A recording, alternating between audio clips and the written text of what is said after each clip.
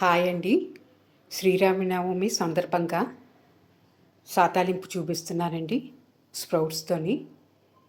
మామూలుగా అయితే పెసలతో చేసుకుంటాం. ఈసారి అయితే 4 రకాలతో చేస్తున్నాను నేను. పెసలు, అలాగే బొబ్బర్లు, కొమ్ము శనగలు, పల్లీలు, వీటిని 4 తీసుకున్నానండి. వీటిని మొలకలు ఎత్తించాలి. వీటిలో అన్నిటికంటే కూడా తొందరగా పెసలైతే మొలకలు వస్తాయి. బాగా కడిగి 12 అవర్స్ నానబెట్టుకోవాలండి. నానబెట్టుకున్నాక నీరంతా వంపి ఒక పూట కానీ ఒక రోజు కానీ ఉంటే బాగా మొలకలు వస్తాయి. నాకైతే టైం లేక ఒక పూటే ఉంచాను. చూసారా, ఓన్లీ పెసరు ఒకటే బాగా మొలకలు వచ్చినాయి. ఇలా ఉంచాలి.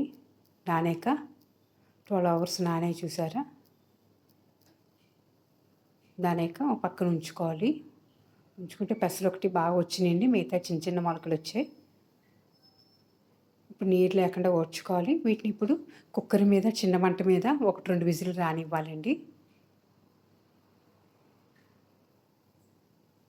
కుక్కర్లో వేసుకోవాలి. జస్ట్ ములిగేంతగా కొద్ది నీరు వేసుకోవాలండి. ఎక్కువ నీరు వేయకూడదు. కొద్ది నీటిలో వీటిని 2 విజిల్లు వచ్చే వరకు ఉడకబెట్టుకోవాలి. సరిపడ ఉప్పు కూడా ఇప్పుడే వేసుకోండి. ఇలా అయితేనే బాగా పడుతుంది ఉడికించినప్పుడు. 2 విజిల్ రానివ్వాలండి. ఒకటైనా పర్వాలేదు అనుకోండి. కొంచెం మెత్తగా ఉండాలంటే 2 విజిల్లు, కాస్త పలుకుగా ఉండాలంటే 1 విజిల్ పెట్టుకోండి. కుక్కర్ చల్లారాక తీసాక నీరంతా డ్రైన్ చేసుకోవాలి. డ్రైన్ చేసుకున్నాక ఇప్పుడు మొలకలు ఉన్నాయి కదండి, వీటిని తాలింపు పెట్టుకుందామండి. సుండలంటే ఏమీ లేదండి, ఏమైనా పప్పు ధాన్యాలని నానబెట్టుకుని ఇలాగా తాలింపు వేసుకోవడమే అండి, ఉడికించుకుని.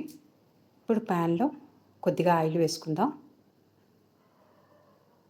పోపుకి కొంచెం మినపప్పు, శనగపప్పు వేసుకుందాం. కొద్దిగా ఆవాలు వేసుకుందాం. వీటిని ఒకసారి ఆవాలు చిట్పట్లాడనివ్వాలి. జీలకర్ర 1/2 స్పూన్ వేసుకోండి. 2 ఎండుమిరపకాయలు వేయాలి. అలాగే పచ్చిమిర్చి 2 అండి. కరివేపాకు.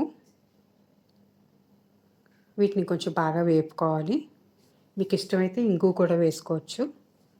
ఇప్పుడు వేగిన పోపులోకి ముందుగా ఉడికించి పెట్టుకున్న స్ప్రౌట్స్ని, అంటే మొలకలండి, విత్తనాలు వచ్చిన దాన్ని, మొలకలు వచ్చిన దాన్ని స్ప్రౌట్స్ అంటాం మనం. వీటిని వేసుకొని కాసేపు కుక్ చేసుకోవాలి. లేకపోతే పచ్చి పచ్చిగా ఉంటుందండి, అందుకోసం. కుక్ చేసుకున్నాక ముందుగానే మనం కొబ్బరికూర రెడీగా పెట్టుకోవాలండి. కొబ్బరి తురుముని గ్రైండ్ చేసి పెట్టుకోవాలి. దాన్ని 1/2 కప్పు వేసుకున్నాను. ఇంకా ఎక్కువ వేసుకున్నా కూడా చాలా రుచిగా ఉంటుంది. 1/2 కప్పు వరకు వేసుకోవచ్చు. కొబ్బరి పచ్చివాసన పోయే వరకు వేగించుకుని డిష్ అవుట్ చేసుకోవడం అండి. చాలా రుచిగా ఉంటుంది. మనకి ఇష్టమైతే నిమ్మరసంతో కూడా పిండుకుని తినవచ్చు. అయితే ఇది శ్రీరామనవమి నాడునే ప్రసాదంగా చేసుకుంటున్నాను. నార్త్ సైడ్ అంతా ఇలాగే సుండలు చేస్తారండి. విజయదశమికి, వినాయక చవితికి, శ్రీరామనవమికి ముఖ్యంగా ఈ రోజుల్లో సుండలు చేసి పెడతారు.